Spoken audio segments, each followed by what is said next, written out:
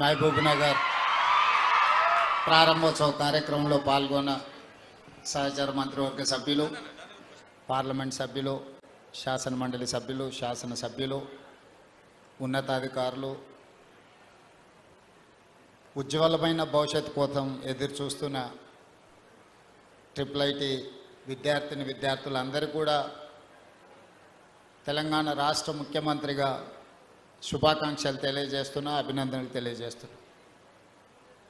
స్వతంత్రం వచ్చిన మొట్టమొదటి హైదరాబాద్ రాష్ట్రానికి బూర్గుల రామకృష్ణారావు గారు ముఖ్యమంత్రిగా బాధ్యతలు నిర్వహించిన ప్రథమ ముఖ్యమంత్రి కూడా మహబూబ్ నగర్ నుంచే ప్రాతినిధ్యం వహించిండు. మళ్ళీ 75 సంవత్సరాల తర్వాత we have got that opportunity. We have to utilize this opportunity to create educational institutes and irrigation projects. Our first Prime Minister Pandit Jawaharlal Nehru has said, my top priority, most priority is that education and irrigation. Education is going to solve your problem. Irrigation is going to solve your food security problem. Nagarjuna Sagar, Srisailam, SRSP, all these irrigation projects have constructed by Pandit Jawaharlal Nehru. So he has created many irrigation projects and educational institutes. Today we are competing with US or any other developed country just because of our education, our language. Language is a communicative weapon and knowledge is something from communication. These two are two parallels. If you have language, you can communicate any person. If you have knowledge, you can create anything. So I would suggest my students, my friends, you have to improve your language skills, at the same time your knowledge. So knowledge is going to pay you. If you have language and knowledge, is not only sufficient for your career. Hard work, your commitment is necessary. మీ జీవితంలో ఎదగాలి అంటే కష్టపడడం ఒకటే, భాష రావడం రెండు, అవగాహన పెంచుకొని జ్ఞాన సంపద పెంచుకోవడం మూడు, వీటన్నిటితో పాటు చిత్తశుద్ధి, పట్టుదల మనకు ఉండాలి. ఒక మారుమూల అచ్చంపేట శాసనసభ నియోజకవర్గం నుంచి ప్రభుత్వ పాఠశాలలో చదువుకున్న నేను మొట్టమొదటిసారి ప్రజా జీవితంలోకి ఎంటర్ అయింది ఇక్కడనే మిడ్జిల్ మండలం జిల్లా పరిషత్ మెంబర్గా 2006. 2009లో 2006లో జడ్పీటీసీ, 2007లో ఎమ్మెల్సీ, 2009లో ఎమ్మెల్యే, 2014లో మళ్ళీ ఎమ్మెల్యే, 2019లో పార్లమెంట్ సభ్యుడిగా, 2023లో తెలంగాణ రాష్ట్ర ముఖ్యమంత్రిగా 17 సంవత్సరాలల్లా భారతదేశంలో ఉన్న అన్ని చట్టసభలలో పనిచేసిన, జిల్లా పరిషత్లో పనిచేసిన, శాసన మండలిలో అనుభవం ఉన్నది, శాసనసభ్యుడిగా అనుభవం ఉన్నది, పార్లమెంట్ సభ్యుడిగా అనుభవం ఉన్నది. సరాసరిగా ఏ మంత్రి బాధ్యత చేపట్టకపోయినా ఈరోజు పెద్దలందరి సహకారంతో తెలంగాణ రాష్ట్ర ముఖ్యమంత్రిగా 2 సంవత్సరాలు పూర్తి చేసుకొని 3వ సంవత్సరంలో నా బాధ్యతను నిర్వహిస్తున్నా. దీనికి ప్రధానమైన కారణము, ప్రజలకు ఏదైనా చెయ్యాలి, అవకాశం వచ్చినప్పుడు ప్రజలకు మేలు జరిగే విధంగా ఆలోచన చెయ్యాలి.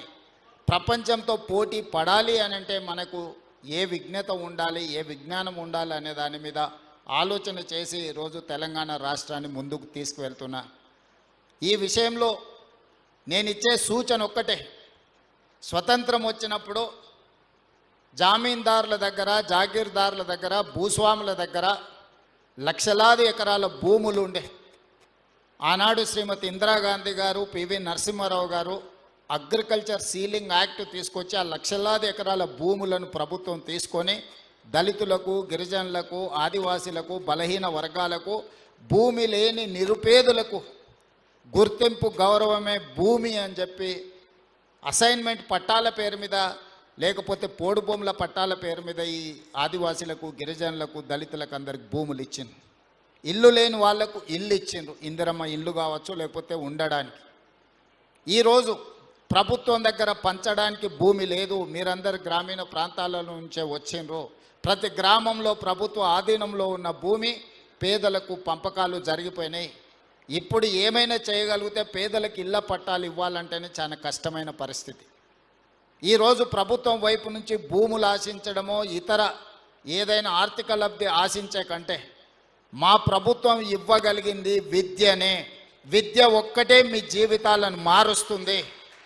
విద్య ఒక్కటే మీ తల్లిదండ్రులను ఆత్మ గౌరవంతో తలెత్తుకునే విధంగా ఈ సమాజంలో నిలబెడుతుంది. విద్య రాని వాడు వింత పశువు అని ఎప్పుడో పెద్దలు చెప్పారు.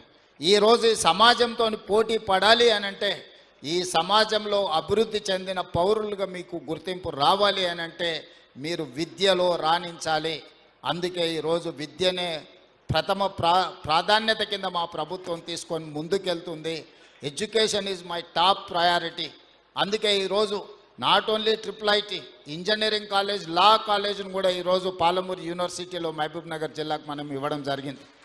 ఇవే కాదు, ఈచ్ అసెంబ్లీ కాన్స్టిట్యున్సీలో young India integrated residential schools with 25 acres campus we are going to spend 200 crores for each educational institute.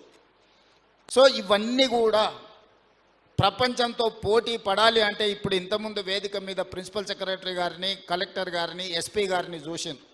ఈరోజు వాళ్ళ నేపథ్యము ఊరిలో ఉన్న భూమి కాదు, వాళ్ళ నేపథ్యం వాళ్ళ చదువు ఉంది. కాబట్టే దామోదర్ రాజ నరసింహ గారు వాళ్ళ ఫాదరే మంత్రి, కానీ ఈరోజు మీతో ఇంటరాక్ట్ అవుతున్నాడు అని అంటే అతను బాగా చదువుకున్నాడు కాబట్టి, హైదరాబాద్ పబ్లిక్ స్కూల్లో నుంచి ఉస్మానియా యూనివర్సిటీ ఇంజనీరింగ్ చదువుకున్నాడు కాబట్టి ఈరోజు ఒక మినిస్టర్గా ఏ శాఖ ఇచ్చినా కూడా సమర్థవంతంగా ఎందుకు నిర్వహించగలుగుతున్నాడు అంటే చదువుకున్నాడు కాబట్టి. రేపటి భవిష్యత్తు కూడా చదువు మీదనే ఆధారపడి ఉంటుంది. చదువు లేకపోతే మన భవిష్యత్తు గాఢాంధకారం అవుతుంది. అందుకే ఈ జిల్లాలో ప్రతి నియోజకవర్గంలో young India integrated residential schools, లా college, engineering college, medical college, IIIT ఏమేమి కావాలనో అన్నిటినీ ఈరోజు మనం తెచ్చుకున్నాము. ఇవ్వగలిగిన స్థానంలో మనం ఉన్నాం. ఈరోజు మనం సంతకం పెడితే, పాలమూరు జిల్లా వాడు సంతకం పెడితే ఏదైనా జరుగుతుంది. మీరు సాధించుకొని సమాజానికి ఆదర్శంగా నిలబడే విధంగా ముందుకు వెళ్ళాలి. ఇక్కడున్న విద్యార్థులందరికీ కూడా నా సూచన ఒక్కటే, నిబద్ధత చాలా ముఖ్యం. నిబద్ధత లేని చదువు కానీ, నిబద్ధత లేని జీవిత ప్రయాణం కానీ మీకు ఉపయోగము ఉండదు. మీరు క్రమశిక్షణతో కూడుకున్న విద్యను నేర్చుకోండి. 25 సంవత్సరాల వయసు వచ్చే వరకు కష్టపడండి. ఆ తర్వాత 75 సంవత్సరాలు మీరు సుఖమైన జీవితము, మీ జీవితంలో గౌరవం అన్నిటికంటే సమాజంలో మీకు గౌరవం తెచ్చిపెడుతుంది చదువుకున్న వాళ్ళకు. నిన్నటి వరకు మనల్ని పట్టించుకోని వాళ్ళు కూడా ఇవాళ మీరు గ్రూప్ 1 సివిల్ సర్వెంటో మీరు సెలెక్ట్ అయితే ప్రతి ఒక్కరు మీ ఇంటికి వచ్చి మిమ్మల్ని గౌరవిస్తారు. చదువు అనేది అత్యంత కీలకమైనది. చదువు ఒక్కటే మన భవిష్యత్తును మారుస్తుంది. మీరు గొప్పగా చదువుకోవాలి, రాణించాలి.